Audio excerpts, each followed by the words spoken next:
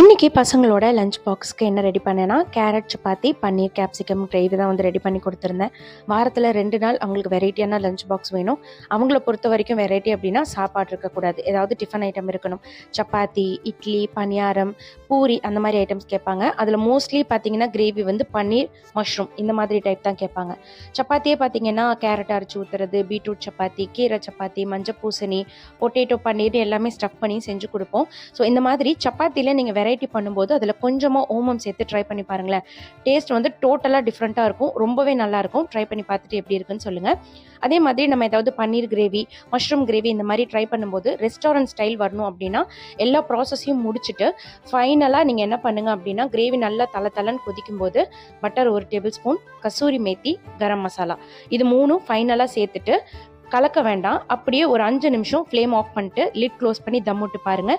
Taste ரொம்ப நல்லாயிருக்கும். Try